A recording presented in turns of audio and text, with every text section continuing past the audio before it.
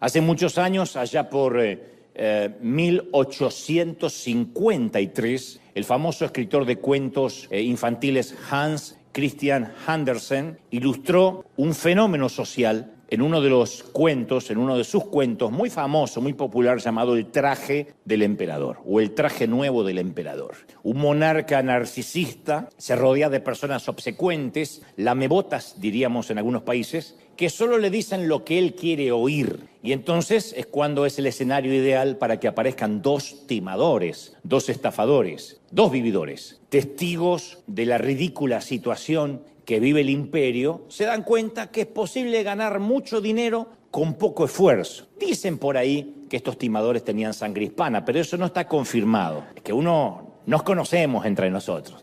Y se presentan estos dos como los mejores sastres del mundo y se ofrecen a fabricar un fastuoso traje para el emperador. Y hacen correr el rumor que solo los más puros de corazón, los más santos, podrán ver los finos ropajes, y que ese mismo traje va a ser invisible ante los ojos de los pecadores comunes. Obviamente no había tela, no había traje, pero el tema era timar a la gente y decirle: los de puro corazón podrán verlo, los que son pecadores no podrán ver el traje. Y los estafadores simulaban que confeccionaban un traje invisible. Obviamente el emperador fue el primero en no verlo, pero si decía no estoy viendo nada, se autoproclamaba o implicaba de que él era un pecador. Como quería simular que tenía corazón puro, decía: wow, veo que han avanzado, para no quedar como un pecador. Por fin llega el día del desfile real y el emperador se viste con su traje nuevo, invisible por cierto, inexistente en realidad. Y obviamente anuncian a los cortesanos que solo los puros de corazón podrán apreciar el traje del rey. Así que, aunque nadie ve nada,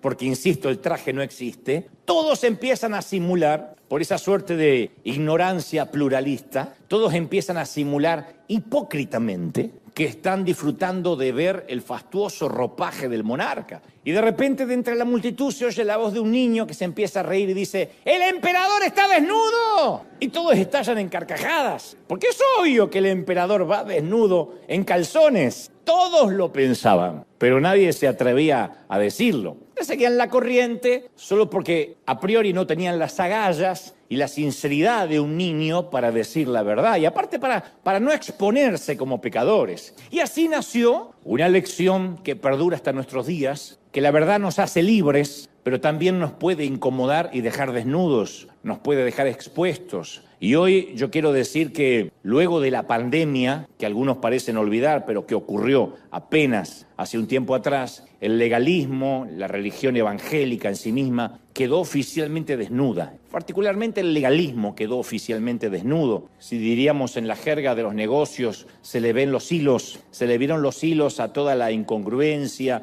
a todo el legalismo. El domingo pasado yo prediqué Vida Borrada y recibí literalmente miles, Dios sabe que no exagero, porque a veces somos los cristianos evangelásticos, pero en esto no exagero, miles de testimonios de personas que fueron liberadas de la cautividad, de la culpa, y si no lo viste te lo recomiendo, Eraser, Vida Borrada. Decían, literalmente yo sentí que Dios me liberaba, que me quitaba kilos o miles de años de culpa. Bueno, no sé si miles, pero miles de cargas y años de culpa, gracias a ese mensaje que fueron liberados. Y también me han escrito algunas otras personas alteradas, encolerizadas, dedicándome varios epítetos descalificativos, a los cuales ya estoy acostumbrado, ¿no? Yo he hecho hace muchos años la dicotomía de la persona y la personal, quién soy yo, y el personaje. O sea, ellos hablan del mensaje, no están hablando de mí. Así que no dudo que este nuevo mensaje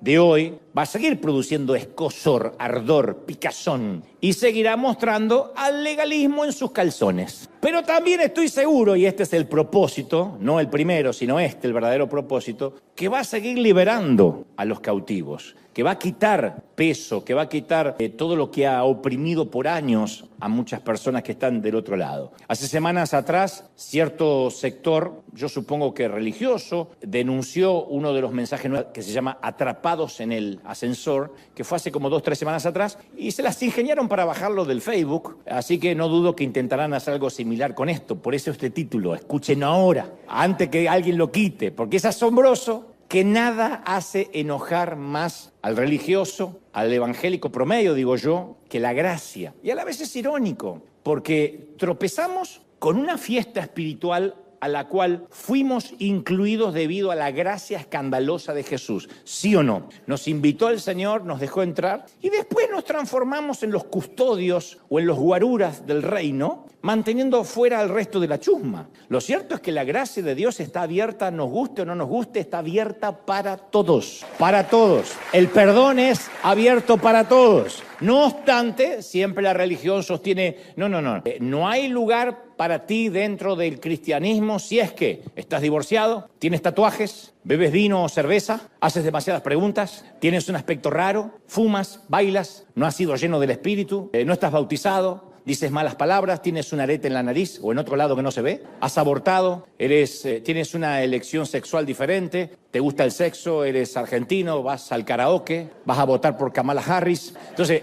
el régimen de la religión prefiere, cuando hablo de la religión es la religión organizada, prefiere siempre un evangelio marxista, bolchevique, soviético, norcoreano, castrista, comunista, que nos quiere decir cómo tenemos que vivir. Y en ocasiones, la iglesia, cuando hablo de la iglesia hablo de la gente, no del edificio, cultiva a sus propios dictadores. Los más graves en la historia y los memoriosos deben recordar a Jim Jones, que mató a decenas de personas envenenándolas, un pastor, David Koresh, que los incendió. Quienes entienden demasiado bien a veces cómo se manipula el poder devienen en estas tragedias. Y otros quizás no matan a sus seguidores, pero a veces los asfixian en el alma diciéndoles lo que pueden hacer, cómo se tienen que vestir, qué música escuchar, hasta con quiénes se tienen o se deben casar. Yo conocí congregaciones y me consta, porque he viajado mucho, donde los miembros solteros tienen que pedirle que el pastor autorice su noviazgo. O sea, el pastor le tiene que gustar la chica para el muchacho o el muchacho para la chica.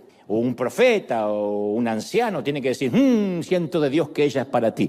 Después, si te salió mal, andar a reclamarle al diácono que no le va a importar. Pero es una locura. Entonces, jóvenes que están esperando, no la bendición, la autorización pastoral. Ahora, en el siglo XXI, a veces la iglesia toma prestado los instrumentos de manipulación que después fueron perfeccionando los políticos. Por eso ese mismo régimen religioso a veces implica tener muchas actividades en la iglesia, porque así se cuida la santidad o se cuida la salvación, es lo que nos dicen. Y es muy difícil, yo digo siempre, confundir nuestra vitalidad espiritual con nuestra actividad espiritual. No todos los que hacen algo para Dios están vivos. No todos los que sirven tienen una vida espiritual real. Y nosotros solemos calificar inconscientemente nuestra espiritualidad según lo que hacemos. Cuán seguido venimos a la iglesia, cuán seguido servimos en la iglesia. Hay mucha gente viéndome ahora desde distintas partes del mundo que dicen, cuando yo no sirvo me siento inútil, me siento lejos de Dios. Porque tiene que ver nuestra vida cristiana, según nos enseñaron, a cuántos servicios asistimos, a cuántos estudios bíblicos vamos durante la semana. Y el apóstol Pablo, en cambio, muestra una marcada diferencia con esa forma de pensar. Él le escribe a la iglesia de Corinto y dice la carta en 2 de Corintios 11:3, pero temo que, así como la serpiente engañó a Eva con su astucia, de alguna manera ustedes puedan ser desviados de la sencillez que significa seguir a Cristo. Son palabras fuertes porque él dice, cuidado que con astucia el enemigo no te complique el evangelio. Mira que Cristo vino a simplificarlo. Simplificarlo no es libertinaje, hablaré de eso en un momento. Vivir un evangelio simple no es hago lo que se me da la regalada gana y nadie me dice nada, no. Significa de que es sencillo. Un pecador que se arrepiente recibe la salvación, la gracia, el perdón y, como dijimos el domingo pasado, una y otra vez las veces que sea necesario. Su gracia y su misericordia no se agotan. ¿Lo creemos de verdad, sí o no? Es sencillo. Pero en el pasado, los maestros religiosos, con el fin de tener el control, sacaron a Dios del alcance de la gente común. Hubo épocas, temporadas, en que la Biblia no estaba disponible para el ciudadano común. Temporadas completas del siglo pasado donde la gente no accedía a la Biblia, porque los líderes de la iglesia estaban convencidos que el seguidor promedio, que la oveja promedio, no podía comprender las Escrituras sin que los verdaderos conocedores la interpretaran. que es muy parecido a lo que sucedía en muchas iglesias antes de la pandemia. Yo recuerdo que cuando llegó la orden, allá por febrero, marzo casi de 2020, de cerrar los templos, porque la pandemia era inminente, un colega me dijo, un querido amigo me dijo, es que me preocupa porque ya no voy a poder controlar a mis ovejas, no voy a poder controlar a mis miembros. La falacia en principio, y se lo dije, es que nunca fueron sus ovejas, nunca. El Señor es el gran pastor, nosotros somos los torpes cuidadores de la grey, pero es el Señor el que subió a la cruz por las ovejas, por la gente, ¿no? Pero me llegaban un montón de testimonios de personas que me decían, recién ahora en la pandemia puedo ver los mensajes de River, porque nuestro pastor nos prohibía verte, pero ahora en la pandemia puedo ver, como quien dice, ¡ay! Nadie se da cuenta. Ahora, es ridículo de pensarlo, porque yo digo siempre, ¿cómo un líder, cómo un pastor va a decirle a un adulto lo que puede ver, lo que puede oír, lo que puede leer y lo que no puede ver, leer o oír? Es una locura. Pero daban por sentado que sus ovejas eran tan débiles y tan dependientes que en lugar de ofrecer una paternidad sana, ejercían una dictadura, una tiranía religiosa. Un régimen totalitario en lugar de un pastorado saludable. De hecho, cuando yo publiqué este mensaje, que hoy estoy transmitiendo, el dibujo de nuestros ilustradores, fue una Biblia en forma de arma, a lo que alguien muy ingenioso escribió, es verdad, a mí me liquidaron con 3 versículos en la frente. Y otro escribió, sí, y a un amigo le dispararon con 2 versículos por la espalda. Eso ocurre cuando se usa la Biblia no para sanar, no para redarguir, no para edificar, sino para lastimar. La Biblia puede ser usada para lastimar. Ahora, yo quiero que convengamos que quienes se enojan con la escandalosa gracia no tienen malas intenciones, no es que hay villanos usados por Satanás, no. Lo que sucede, y lo voy a decir despacio, para que podamos digerirlo, y me incluyo, es que nunca están más cerca de estar equivocados como cuando están convencidos de estar en lo correcto. Lo diré otra vez, nunca, porque por la hora yo sé, y algunas no desayunaron, me miran con los ojitos así como Hakuna Matata. Nunca estamos más cerca de estar equivocados como cuando estamos convencidos que estamos en lo correcto. O sea, hay gente que a veces está tan segura de estar en lo correcto que no se permite el beneficio de la duda y justifica así el enojo, la segregación, el odio visceral. Porque dice, no. La Biblia los describe como sabios en su propia opinión. Cuando creemos que ya no podemos aprender nada, lo que es peor, cuando creemos que no vamos a desaprender lo mal aprendido, entonces sí estamos en una situación donde el vino nuevo no va a poder nunca entrar en nuestros odres. Porque decimos, no, yo ya lo aprendí así. Sí, pero está mal, pero yo lo aprendí así. Aunque no resulte, defendemos a veces un sistema de creencias que es arcaico, fosilizado. Los líderes religiosos de la época de Jesús estaban muy seguros de estar en lo correcto. Estaban convencidos que Jesús era un rebelde que agitaba las multitudes. Ellos no tenían dudas. Su sentido de la sana doctrina hizo que el odio, la calumnia, la acusación y hasta la muerte de cruz fuera aceptable. Y en cada uno de nosotros, porque yo sé que algunos están diciendo, conozco mucha gente así, qué bien que le va a venir. En cada uno de nosotros hay un fariseo esperando crecer. Yo siempre digo, no critiques a un argentino porque todos tienen un argentino dormido adentro. Yo he visto mexicanos orgullosos, salvadoreños orgullosos, he visto chapines con pechito de paloma, lo argentino, así que no vayan a creer que el orgullo es un pecado que compró el argentino, lo tienen todos. Bueno, en la misma línea de relato, todos tenemos un fariseo esperando salir. Por eso, lamentablemente, como un vino muy caro, muy fino, que es derramado en una jarra llena de agua, el mensaje de gracia traído por Jesús quedó diluido en la vasija de la iglesia. Juan 1:17 dice, pues la ley por medio de Moisés fue dada, la ley mosaica, ¿no? El decálogo, entre otras cosas, además de otras leyes. Pero la gracia y la verdad vinieron por medio de Jesucristo. La gracia, la época de la gracia no tiene nada que ver con la época de la ley. La dispensación de la gracia no tiene nada que ver con la dispensación de la ley. Yo crecí en una iglesia, y no digo esto con resentimiento, sino con el afán de haber conocido la cárcel y de regresar ahí para abrir esas compuertas. Yo crecí en una congregación con su propio orden de normas, que no teníamos nada que envidiarle a los judíos ortodoxos. Decíamos, nosotros no vivimos en la ley, pero teníamos otras leyes. Desde el fútbol, yo recuerdo mensajes completos contra el fútbol, 22 endemoniados siguiendo la cabeza del diablo. Era así, y te agarraba una culpa. Entonces, cuando ganaba Argentina, pecabas y veías. Cuando ganaba Colombia, decías, no, me voy a mantener en santidad y no voy a ver. Desde la vestimenta, Además se ponían dentro de la congregación a diáconos, a ujieres, que eran los policías de la moda ajena, ¿no? Medían las faldas, medían los pantalones, desde la música, qué se podía, qué no se podía oír, desde la televisión, a ver si las mujeres podían usar pantalones o no. Era un montón de normas que las había que cumplir. Estábamos tan pendientes en eso que costaba mucho tener una relación con Dios, porque era cuidar de no meter la pata, era un montón de leyes. Pablo dijo a los Corintios en la segunda carta, capítulo 2, versículo 15, dice, porque somos aroma fragante de Cristo, entre los que se salvan y entre los que se pierden. O sea, el aroma no cambia. Para los perdidos y para los salvados somos un aroma fragante. Pero nosotros en aquel entonces, cuando yo era pequeño, recuerdo que despedíamos cualquier olor, menos el aroma de Cristo y el aroma de la gracia. Era un aroma pútrido, un aroma de legalismo, de juzgar. No había un aroma agradable. No hay nada más bonito cuando alguien huele bien. No cuando es too much, que se tiró el frasco de perfume encima. Pero lindo cuando uno sale de un elevador o entra en un elevador o pasa al lado de alguien, de una dama, de un caballero que huele bien. Uno dice, qué rico aroma, qué fresco. Bueno, eso es lo que Pablo dice. Un cristiano solo con pasar, con sonreír, con su forma de pararse, de hablar, un cristiano tiene que despedir un aroma. Que la gente dice, no sé qué es, pero hay algo que me atrae, algo que tiene que ver, no sé si con los sentidos, con la energía, con el olfato. Es la unción, obviamente, pero él dice, despedimos un aroma. Cuando no despedimos ese aroma, no es que somos inoloros. Estamos despidiendo otro olor.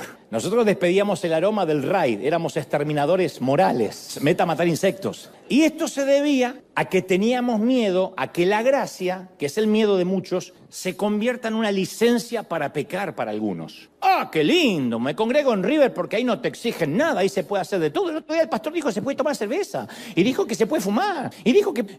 Hay gente que está buscando esa licencia. La Biblia da licencia para todos, para el que lee las Escrituras sin el discernimiento del Espíritu. La Biblia te da licencia hasta para matar. La Biblia te da licencia hasta para suicidarte. A ver qué me sale. Y fue y se ahorcó. Ok.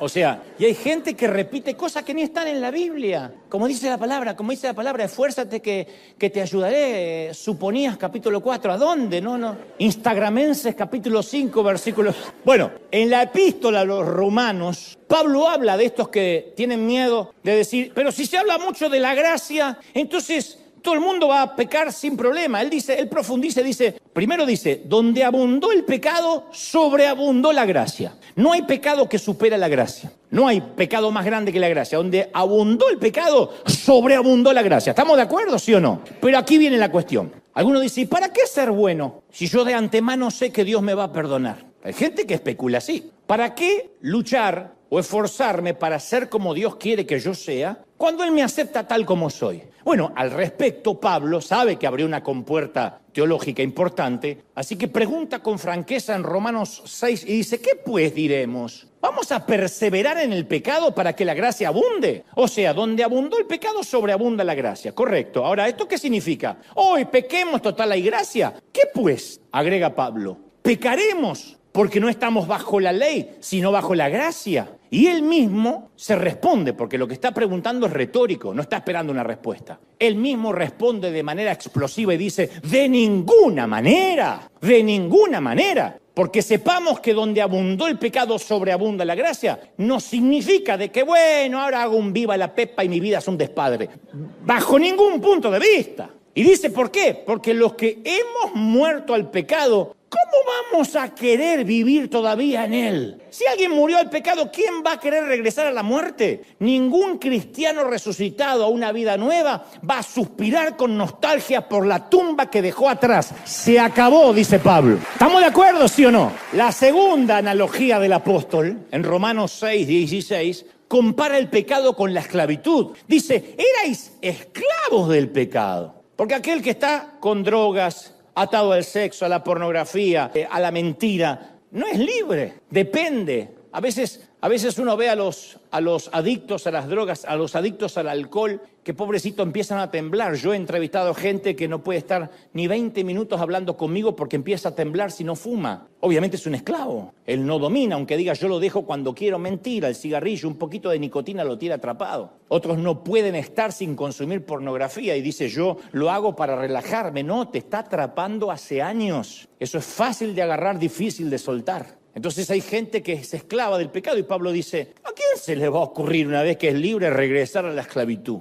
En resumen, si ya no queremos pecar, no es porque no tenemos licencia para hacerlo o sí la tenemos, es por una cuestión de gratitud. Es decir, yo soy libre y quiero estar a la altura de lo que Dios hizo por mí. Por eso es que no peco. ¿Hay pecados que son atractivos? Sí, pero no vale la pena volver a la esclavitud después de lo que Cristo hizo conmigo en la cruz. O sea, no es que no peco porque me persigue el pastor, porque me da con un caño con la doctrina, sino por gratitud a lo que se me dio, voy a vivir a la altura de las circunstancias. ¿Estamos de acuerdo? Con la ayuda del Espíritu Santo. Entonces el secreto es, nos esforzamos en crecer en santidad, no para hacer que Dios nos ame, nos esforzamos para crecer en santidad porque Él ya nos ama. Y como nos ama sucio como estamos, no, yo no puedo quedar así, yo tengo que hacer lo imposible para estar a la altura. No es que si me santifico, si hago las cosas bien, Él me va a amar más o le voy a agradar más. Ya le agradas, ya Dios te ama, pero uno quiere estar a la altura. El hecho que el amor de Dios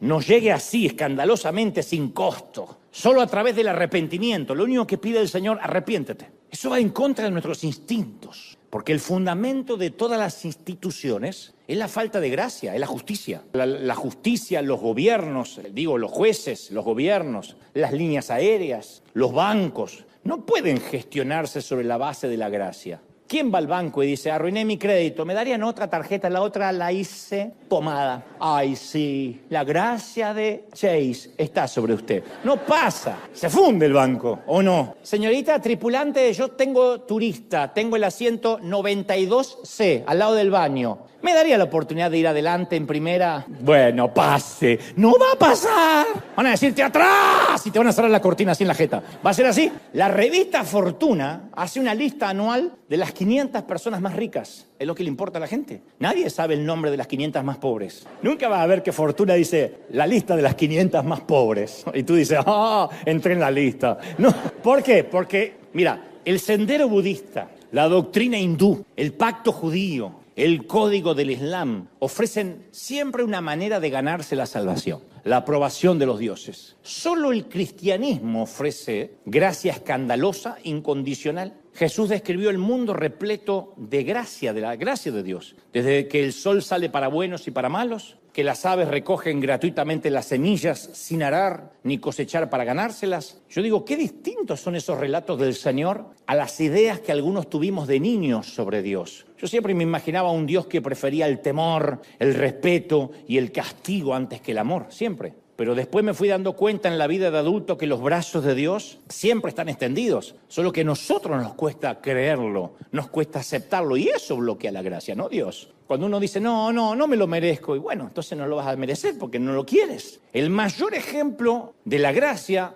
que no hay forma de debatirlo ni de discutirlo, a pesar de que lo han intentado los religiosos, es que uno de los últimos actos anteriores a la muerte, Jesús perdonó a un ladrón que pendía de la cruz. El ladrón nunca estudiaría la Biblia, nunca asistiría a una sinagoga o a una iglesia, nunca iba a restituir lo robado siquiera, porque si estaba por morir. Y lo más probable es que haya pedido misericordia promovido por el miedo. Sencillamente, Jesús le dijo a Jesús, Señor, recuérdame. ¿Te vas a acordar de mí cuando estés ahí que yo estuve a tu lado? Y Jesús le dice, hoy mismo vas a estar conmigo en el paraíso. Yo pienso que dijeron todo, ¿a ese? Porque Jesús puede ser que esté colgado inocentemente, pero el otro es un delincuente que todos conocíamos, que celebramos cuando lo apresaron. Es otro sorprendente suceso que nos recuerda que la gracia no depende de lo que nosotros hayamos hecho por Dios, sino de lo que Él hizo por nosotros. ¿Cuántos reciben esta palabra sanadora? ¿Lo recibe, sí o no? Ahora, pregúntale a cualquier evangélico común qué debe hacer para llegar al cielo y la mayoría te va a contestar, y guardar la santidad. Pero los relatos contradicen esta respuesta.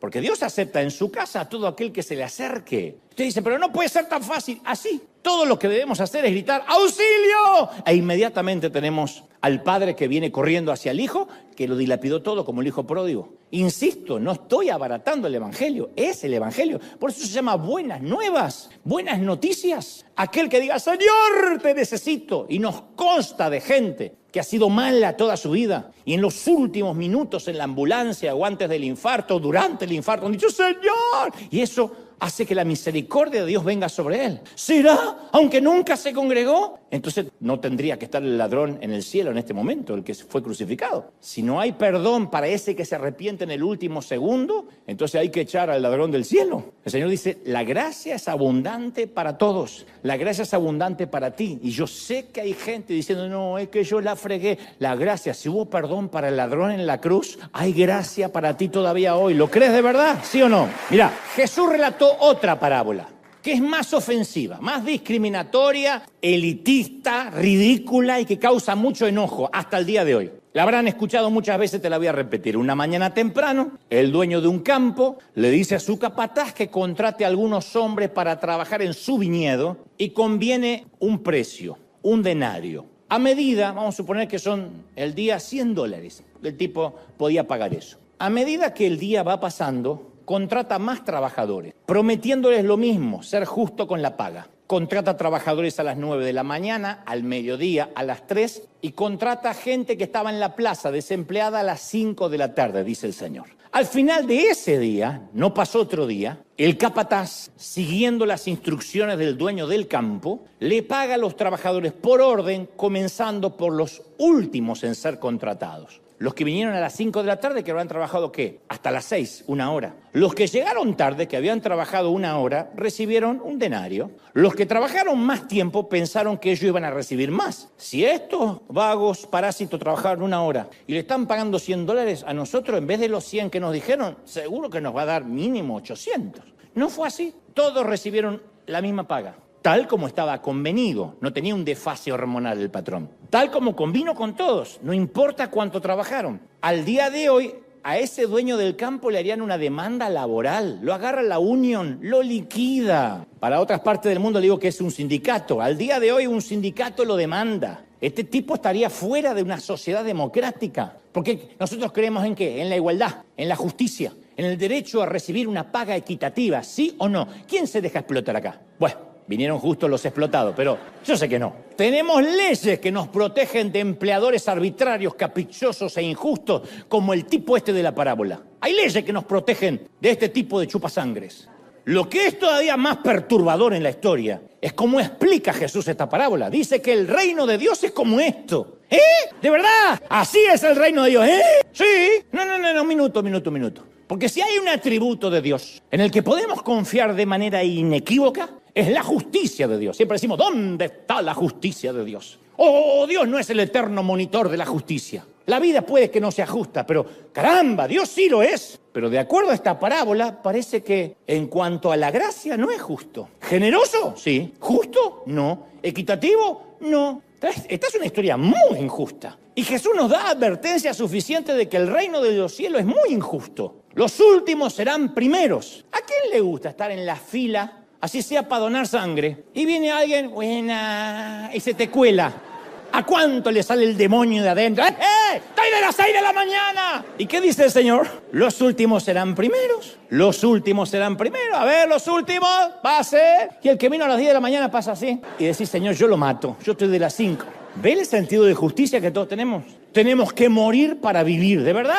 A nosotros nos dijeron que hay que sobrevivir, que el más fuerte es el que es la ley del gallinero, el de más arriba ensucia al de más abajo. Si alguno nunca vio un gallinero y cómo duermen las gallinas, interiorícense. Pero está claro que el amor de Jesús es arbitrario, es parcial, causa perplejidad, es chocante, es injusto, ofende a los que van por la vida exigiendo justicia. Si nosotros hubiésemos comenzado a trabajar al amanecer, nos hubiésemos resentido, y con razón, con los que trabajaron 1 hora y cobraron lo mismo que nosotros. Está bien, si los quiere contratar, que los contrate, pero que no le pague lo mismo que a mí. Porque amar a todos suena lindo, siempre que ese amor no contradiga nuestro sentido de justicia. El amor de Dios puede ser muy injusto, y lo agradecemos, Señor, gracias, porque injustamente me amaste. Pero cuando esa misma injusticia incluye a otros, ahí nos molestamos. O la gracia fue buena para nosotros, pero después cuando la gracia es para otro, que no nos gusta cómo usa su cabello, ahí nos molestamos. Y es significativo que la mayoría de los cristianos se identifican más en esta parábola con los obreros de la primera hora de todo el día, en lugar de identificarse con los que fueron añadidos al final de la jornada. Yo he oído este mensaje predicar tantos años y siempre han dicho,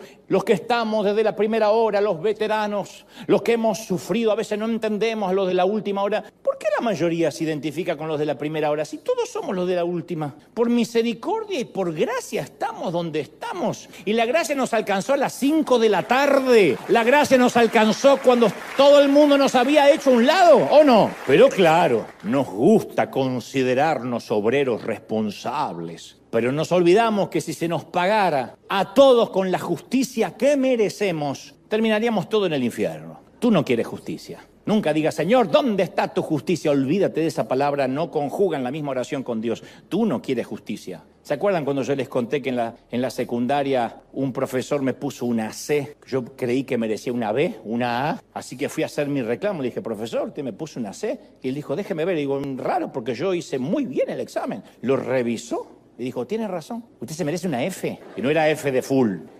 Dice, ahora que lo reviso, tiene razón, cometí un error. En ese momento la C me pareció más que justa. Entonces no nos podemos poner a hacer cuentas con Dios. Señor, yo te he servido, todos estos años te he dado. No nos dan las cuentas, no nos dan las cuentas. Dice que un hombre murió y llegó al cielo y se lo encuentra en la puerta. En las puertas sale San Pedro y le dice, muy bien, le voy a decir cómo es el sistema para entrar acá. Tiene que contarme qué hizo en la tierra para Jesús, para Dios. Y entonces en este tablero tiene que alcanzar 1000 puntos. Sirvo desde los 7 años de edad. Morí a los 80, así que imagínense si tengo para contar. Bueno, cuente. Bueno, en primer lugar, jamás falté al servicio. Nunca falté a un culto. 2 puntos. Tenía que reunir 1000. Bueno, ibas a los hospitales, ayudaba a la gente, repartía muebles. 10 puntos. Y empieza a sudar el tipo. Bueno, ahora que me acuerdo, yo nunca fui envidioso, siempre ayudé, siempre tomé la Santa Cena. ¡Plin! 13 puntos. Y empieza a sudar y a preocuparse, porque había contado ya lo mejor que tenía. Iban 13 puntos. San Pedro dice, más, mi hijo, más. Y él dice, pero esto es una locura. Yo serví tantos años y recién 13 puntos. ¿Quién va a entrar acá? Es una locura, a menos que entre por misericordia de Dios. ¡Plin! 1000 puntos, ¿entendiste? Pasá, entra en el reino de tu Señor. Pero tristemente el término espiritual suele ser utilizado por nosotros para describir a personas que leen la Biblia todo el día, que nunca se enojan, que viven orando, que viven ayunando. Decimos, qué espiritual que es esa persona. Lo que hizo que Jesús terminara en una cruz fue su idea disparatada que la gente común, corriente, rota, quebrada y arruinada también podía ser santa. Lo que enloqueció a los enemigos de Jesús fue la aceptación de Cristo, de que la gente imperfecta y rota podía ser santa. Esa fue la implicación chocante del ministerio de Jesús, que cualquiera podía ser espiritual. Hace unos días alguien me escribió, debo reconocer que tu prédica estuvo buena, Dante, pero me choca que Dios use un tipo como tú, porque no reflejas la sana doctrina. Lástima, eres un buen orador, pero no reflejas la sana doctrina. ¿Quién sabe por qué no la reflejo, no? Pero siempre hay gente que no le importa que el ciego vea si fue sanado en sábado. Es escandaloso a quien Dios decide usar cuando se supone que hay mejores que podría usar. La espiritualidad no es una fórmula, es una relación. La espiritualidad no tiene que ver con la competencia, tiene que ver con la intimidad. La espiritualidad no tiene que ver con la perfección, tiene que ver con la conexión. Aceptar la realidad de nuestras vidas quebradas, defectuosa, es el comienzo de la verdadera espiritualidad. Este soy. La verdadera espiritualidad es cuando dejamos de buscar la perfección. Para ser espiritual hay que dejar de buscar la santidad. Para ser espiritual hay que empezar a buscar a Dios. Hay que empezar a buscar a Cristo. Hay que empezar y a partir de ahí seremos santos. ¿Tú lo crees? La búsqueda de la santidad sin Cristo es religión. Pero la búsqueda de Cristo nos trae santidad inherentemente. Mira la Biblia. La Biblia está llena de gente desordenada, lo digo siempre. Los autores bíblicos nunca editaron los defectos de sus héroes. Y aquí hay asesinos, adúlteros, maníacos, depresivos. En un momento eran amables, santos, al momento siguiente eran tiranos, inseguros, mentalmente inestables, descreídos, arteros, taimados, maliciosos, rencorosos, argentinos. Y los personajes del Nuevo Testamento no eran mejores, ¿eh? Primero los que andaba Jesús, prostitutas, recaudadores de impuestos, adúlteros, personas con problemas mentales, gentuza y perdedores de todas las clases. Y sus discípulos, siempre haciendo trampa entre ellos, sospechaban uno del otro, acusadores impulsivos, egoístas, haraganes, desleales. Entonces nos apartamos de la verdadera vida espiritual cuando nos negamos en ir a Dios tal como somos. Y decidimos esperar a ser santos para recién acudir a Dios. Ese es el problema. Porque así nos dicen, ¿cuántas veces nos dijeron, así Dios no te puede usar? Uy, qué frase, esa es muy parecida a algo habrás hecho. Algo habrás hecho a mí no me pegó tanto como así Dios no te puede usar. Tienes que arreglar tu vida porque así Dios no te puede usar. Ni siquiera puedes tomar Santa Cena, ¿eh? Hay gente que la tomó así, se le atragantó el pan acá, la tuvieron que sacar, muerta. Así Dios no te puede usar. Entonces uno se autosantificaba para que Dios te pudiera usar. Y algunos de nosotros creemos que hasta que no elijamos la correcta manera de vivir, no vamos a ser elegidos. Hasta que no ordenemos el desorden, Jesús no va a querer tener nada que ver con nosotros. Pero es justamente lo opuesto. Hasta que no reconozcamos que somos un desorden, Jesús no va a tener nada que ver con nosotros. Una vez que reconozcamos lo poco dignos que somos, lo poco atractivos que somos, lo perdidos que estamos, es cuando Jesús se va a acercar a nosotros para bendecirnos, para santificarnos. Ama a los rotos. Alguien tiene que decir amén. Toda la palabra dice que Jesús ama a los perdidos, prefiere a los perdidos más que a los encontrados. Dejó las 99 para buscar esa una. A los perdedores antes que los ganadores. Samuel, no te confundas. Yo no miro lo que la gente mira. Yo veo el corazón, yo miro el corazón. A los rotos en lugar de los enteros. A los desordenados antes que los ordenados. A los discapacitados antes que los capaces. Por eso Jesús dedicó sus ataques más fuertes a los religiosos. Les dijo serpientes, raza de víboras. Mira qué linda prédica. Raza de víboras, necios, hipócritas, ciegos guiando ciegos, que ambos caerán al hoyo, sepulcros pintados, blanqueados. Esto va para el que dice, ay, así no hablaría Jesús. Los que creen que Jesús habla así como un hombre amanerado, bienaventurados los pobres. Jesús dedicaba su vida a esa gente. Y los fariseos, al revés, dedicaban su vida a entregar sus diezmos exactos, obedecían hasta la ley más diminuta de la Torá. Pero la manera en que Jesús hablaba a esa gente demuestra lo venenoso que puede ser el legalismo. Y los menciono porque ese veneno es una amenaza tan grande hoy en el siglo XXI como en el siglo I. El veneno no ha cambiado. Es el mismo cianuro, mata igual. Los religiosos de ahora no tienen los rulitos acá, ni andan con togas, pero visten trajes de diseño, pero siguen envenenando igual. En otras palabras, la espiritualidad no está en lo puro que seamos, sino en lo conscientes que estemos de nuestra impureza. Yo me doy cuenta cuando una mujer o un hombre es de oración, porque el primer sentimiento que tiene es de acercarse más a la luz y ver lo mucho que le falta. Cuando alguien petulante dice, yo vengo de orar, es porque no oró de verdad. Cuando uno ora de verdad, se ve los defectos que nunca se vio. La oración nos va a desnudar. Cuando uno dice, Señor, escudriñame, es una excavación arqueológica que nos va a doler. No te va a gustar lo que encuentres y lo que el Señor te muestre que hay ahí. Lo más probable es que toda la vida nos hayamos pasado barriendo mugre debajo del tapete, ocultando cosas en el closet y cuando no hay lugar en el garage. Pero cuando decimos, Señor, empiezo y quiero una limpieza profunda, a sacar basura. Y tú que pensabas que eras perfecto, que asistías a la iglesia, que servías a Dios, dice, voy a mostrar celos en tu corazón. Y hay envidia y hay mucha lujuria escondida. ¡Ay! Sí. Ahora, ¿por qué el Señor saca esa mugre? ¿Para que nos sintamos acusados? No. Porque esa conciencia lleva al arrepentimiento y el arrepentimiento es el password, es la contraseña que abre las compuertas de la gracia. Para sentirnos perdonados uno tiene que decir, este soy. Escudriñame aún, como dijo David, en los pecados que me son ocultos. Aún los que pequé sin darme cuenta. El legalismo es un pecado sutil porque nadie se considera legalista. Nadie. Fíjate que los religiosos que pidieron ejecutar a Jesús se aseguraron que la crucifixión no fuera en el día de reposo. O sea que el crimen más grande, el crimen perpetrado más grande de la historia, cumplió un estricto legalismo. Uno dijo, ¿matamos a Jesús? Sí, pero qué bueno que no fue en sábado. Lo asesinamos, pero gracias a Dios con la sana doctrina. Eso es como que los que usan la Biblia para asesinar, que decía alguien, ¿no? 2 versículos en la frente y cae el otro.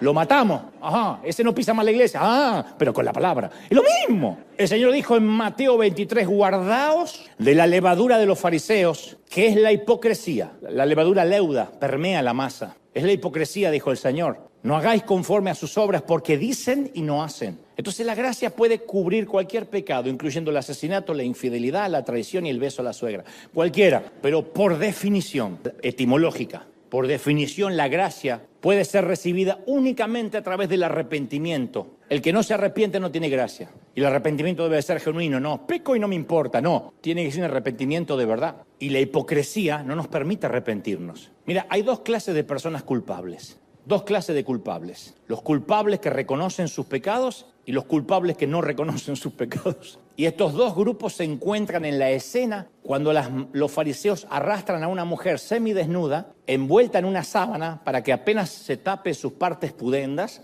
con los cabellos mojados allí en el medio de la plaza. La mujer atrapada en el mismo acto sexual de adulterio. Por supuesto que para el adulterio hacen falta dos, a menos que esté adulterando sola. Pero ahí está la mujer sola delante de Jesús. Yo presumo que ella es la carnada para atrapar a Jesús. Y cada vez me convenzo más que seguramente la atraparon en la cama con un fariseo. Dijeron, tenemos que atrapar a Jesús que no sepa qué decir. ¿Quién hace el sacrificio de acostarse con la mujer del otro? Y uno dice, bueno, si no queda otra, hermano, yo voy a servir. Porque no entiendo por qué lo estaban cubriendo al tipo. Tendría que estar la mujer y el tipo ahí. Pero al tipo lo están cubriendo, aparece la mujer sola. Y siempre vimos dos categorías de gente en este drama. La mujer culpable y los profesionales de la religión, ¿correcto? Cuando Jesús habla, destruye a una de esas categorías. Él dice, el que de ustedes esté sin pecado, vamos, que sea el primero y la reviente con un piedrazo. Jesús reemplaza las dos categorías que se daban por seguras, santos y pecadores. Los santos allí y la pecadora en el medio. Pero él él las reemplaza por dos categorías diferentes. Pecadores que lo admiten y pecadores que lo niegan. La mujer sorprendida en adulterio no tuvo más remedio que admitir su culpa. Sorprendido o no, ahí está. Los fariseos negaban y reprimían su culpa, pero eran igual que ella. Lo que pasa es que la mujer estaba ahí y las manos lo único que hacía era agarrarse la sábana. Ellos, los fariseos, necesitaban tener las manos vacías para recibir la gracia. Pero como cargaban piedras, no podían recibir. Si cargas piedras, no recibes gracia. Y yo te confieso con sinceridad brutal, yo me identifico más con los acusadores que con la acusada. Niego mucho más de aquello que confieso. Y yo me pregunto si cuando aquellos maestros de la ley eran jóvenes, comenzaron con buenas intenciones, amando servir a la gente, no lo dudo. Nadie dice, voy a ser un legalista a partir de mañana. Pero con el tiempo algo les pasó, como a mí, como a ti. Todo lo que aprendimos de las Escrituras nos va llenando de orgullo. Todos los esfuerzos por guardar la doctrina a veces nos llenan de desdén, de desidia, por los que son menos santos que nosotros, o por lo menos lo creemos. Todos los dones que Dios nos da nos van llenando de intolerancia hacia los más débiles. Y a veces nos volvemos esclavos de un corazón insensible. Y lo irónico, digo siempre, es que los pecados del espíritu, lo peor de los pecados del espíritu, los celos, la envidia, el resentimiento, el odio, lo peor de esos pecados es que sus portadores no tienen idea que son portadores de ese virus. Como en teoría guardan la doctrina, son pecadores asintomáticos. No tienen idea que están enfermos y que contagian. Porque al menos con los pecados de la carne la persona sabe que se metió en lío, ¿no? Pero con los pecados del espíritu es posible que la persona ni se entere que está en pecado. Por eso si no va a orar de verdad, no descubre la mugre que tiene. Y todo lo que hace es caminar con una piedra en la mano. Yo a veces me pregunto, ¿por qué las iglesias producirán tantos apedreadores? ¿Por qué no despedimos la fragancia del Espíritu, como dijo Pablo? ¿Por qué despedimos piedra? No sé. Los hijos de alguien hacen algo insensato, recogemos una piedra. El matrimonio de alguien no funciona, recogemos una piedra. El ministro de música escoge la canción equivocada, una piedra. Una dama muestra un poco sus hombros, otra piedrota. ¿Cómo serían nuestras iglesias si no hubiera nadie dispuesto a recoger una piedra? Dicho esto, en este relato la mujer pecadora es la más cercana al corazón de Jesús. De hecho, solo podemos avanzar en el reino si somos como ella, temblorosos, humillados, sin excusas, con las palmas de nuestras manos sin piedras, rendidos, desnudos. El término para este acto es arrepentimiento. Esa es la puerta de acceso a la gracia, arrepentimiento. Sin arrepentimiento no es gracia, es libertinaje. Dios no está tratando de aplastarnos, quiere liberarnos. Pero la liberación exige un espíritu humilde, no un espíritu soberbio. Bueno, yo no necesito que se me perdone tanto. Sí, necesitas. Y si crees eso, necesitas más perdón que la adúltera o la prostituta, porque la prostituta sabe bien cuáles son sus pecados. En cambio, si tú no sabes bien cuáles son tus pecados, necesitas una intervención quirúrgica urgente, porque el cáncer va por dentro. Si un defecto no sale a la luz, es imposible sanarlo. Pero la mayoría de los cristianos somos expertos en negación. Y la negación y el fingimiento siempre bloquean las arterias de la gracia. Producen infartos, la negación y el fingimiento. Por eso siempre repetimos que el único requisito de admisión acá en River, porque tenemos requisitos de admisión, es dejar la hipocresía en la puerta. Aquí no tenemos púlpito, apenas un atril, no tenemos altar, apenas un stage, no hay lugares santos, esto no es un santuario, esto es una arena, un edificio, a veces es un simple estudio de televisión. Aquí se reúne la policía, los bomberos, los maestros del condado, los domingos viene la gente rota y necesitada. Nosotros somos el verdadero templo de Dios. Nosotros somos el templo de Dios, ¿sí o no? Tampoco acá hay salmistas, no hay adoradores, no hay levitas. Tenemos apenas músicos y cantantes que afinan, creo, que dirigen la alabanza. Mucho menos hay apóstoles. Yo soy el menos parecido a un pastor tradicional. Apenas soy un cartero, y no es falsa modestia. Pero nos gusta usar un léxico religioso que nos haga sentir parte de un club elitista, exclusivo. Y Pablo vio eso, cómo crecía la división entre judíos y gentiles. Y escribió estas palabras a Éfeso. En Efesios 2:13 dice: pero ahora en Cristo Jesús, a ustedes que antes estaban lejos, Dios los ha acercado mediante la sangre de Cristo. Porque Cristo es nuestra paz, dijo el apóstol. Los dos pueblos, gentiles y judíos, ha hecho Dios de ellos uno solo, derribando mediante su sacrificio el muro de enemistad que nos separaba, pues anuló la ley con sus mandamientos y requisitos. Eso lo hizo Cristo para crear en sí mismo, de los dos pueblos, una nueva familia, una raza completamente nueva, al hacer la paz, a reconciliar con Dios a ambos en un solo cuerpo. Vamos, celebra, mediante la cruz a la que dio muerte, Él vino y proclamó a ustedes, los que estaban lejos, y paz a los que estaban cerca. Pues por medio de Él, termina Pablo diciendo, tenemos acceso al Padre en un mismo espíritu. Por medio de Él tenemos acceso. Alguien tiene que celebrar eso, ¿sí o no? Ahora, el mundo quiere que nos segreguemos, que nos aislemos, que odiemos. Pero digo siempre, la cruz es una asesina de barreras. La cruz es una creadora de puentes. Si alguien nos lastima, tenemos que ir a la cruz y ver que el ladrón accede en el último minuto, en el estribo, colgándose de la aeronave que lo lleva al cielo. Si odiamos a alguien, tenemos que ir a la cruz. Si hemos sido traicionados, tenemos que ir a la cruz. Si hay personas que nos irritan, tenemos que ir a la cruz. Cuando vemos la cruz, esas barreras se derrumban. La cruz destruyó cualquier hostilidad, cualquier división. Por eso Pablo afirma con audacia en Romanos 10:13, dice, porque todo el que invoque el nombre del Señor, ¿qué? Será salvo. ¿Dijo todos? Todos. Cada político corrupto que invoque el nombre del Señor, junto con cada demócrata, con cada inmigrante, cada socialista, cada comunista, cada capitalista, cada persona que no soportamos, cada suegra que detestamos, que invoque el nombre del Señor, será salvo. Yo no sé tú, pero fuera de broma, hay algunas formas de creer, de vivir, de vestir. Tiene que ver con la edad mía ya. Hay formas hasta de votar por ciertos candidatos que me son más difíciles de aceptar que otras. Pensé que no me iba a pasar, pero me pasó. Cada vez me voy segregando más con la música. Yo soy de los que dicen que los reggaetoneros cantan todos igual. Que te mueve el trasero.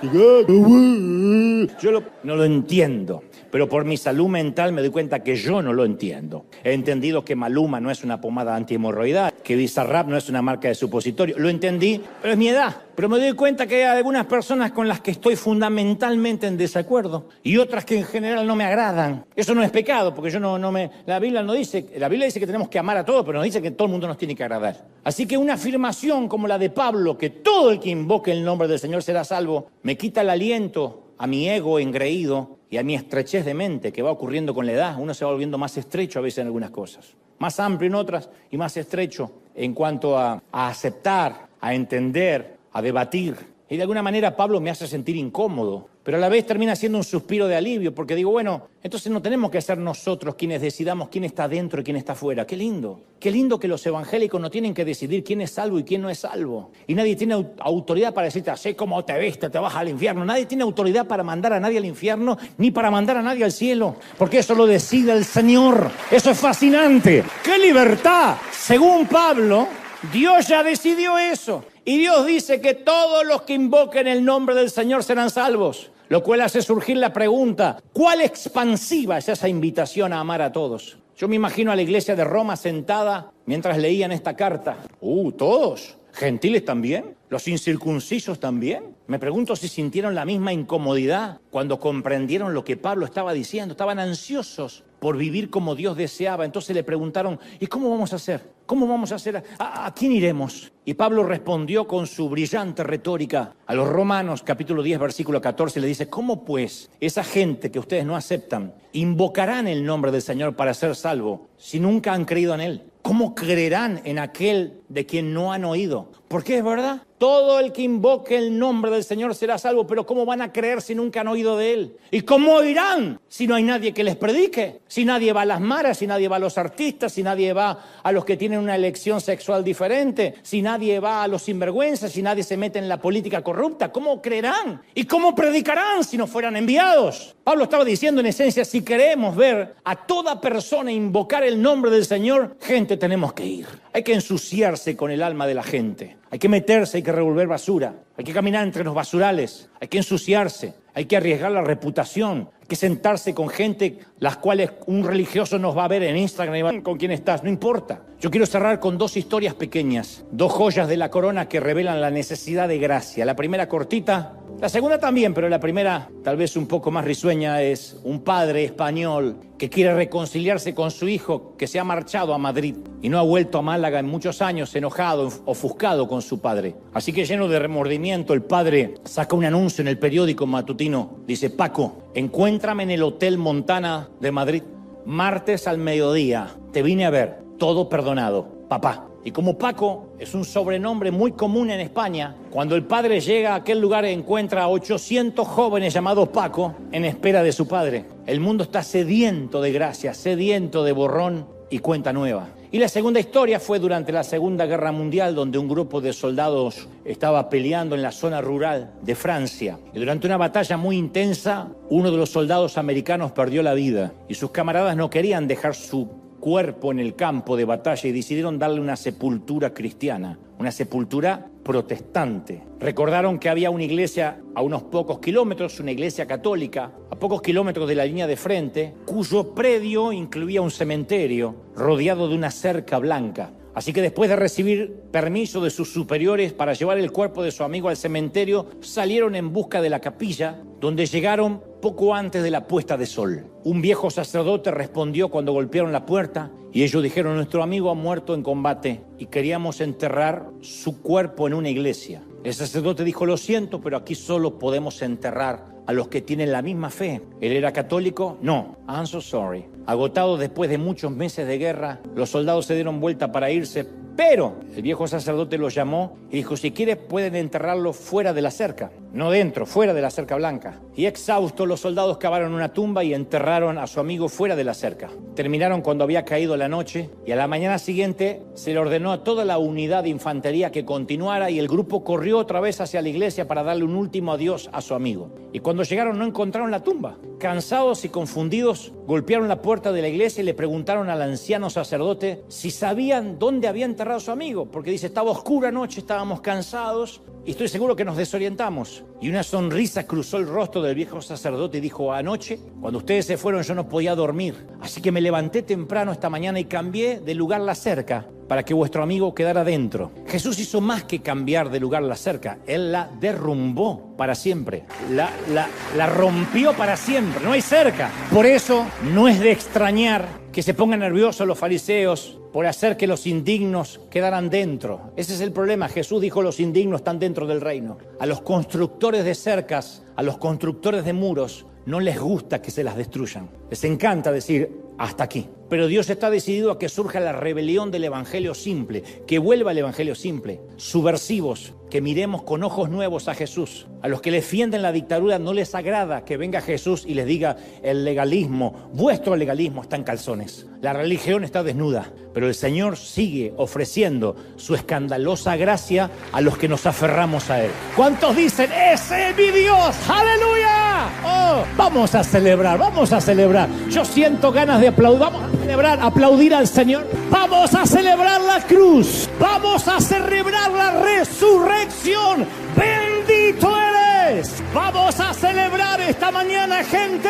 Vamos, vamos, vamos, vamos, celebra conmigo. Celebra, celebra la cruz. Celebra que la cerca ha sido destruida. Bendito, aleluya. Todo perdonado, papá. Todo perdonado, hija, papá. Levanta tus manos al cielo conmigo, por favor. Dice el Señor que te diga, aunque no te llamas Paco, no importa si eres varón o mujer, todo perdonado. Dice papá, todo perdonado. Borrón y cuenta nueva. Recibe, recibe, recibe. Recibe, recibe, recibe. Recibe esta gracia. Dile: Señor, aquí estoy arrepentido. ¿Recuerdas el password? ¿Recuerdas la contraseña? Arrepentimiento. Dile al Señor que lo sientes. Dile que te arrepientes de corazón. Llora delante del Señor. Deja que el Espíritu Santo te contriste, que el Espíritu Santo te redarguya. No te quiere destruir, no te quiere aplastar. Lo que estás sintiendo no es culpa. Es diferente la culpa. Eso es remordimiento. Lo que estás sintiendo es arrepentimiento. Señor, me arrepiento. Dile al Señor que quieres volver a empezar. No importa cuánto hace que hayas aceptado al Señor en tu corazón.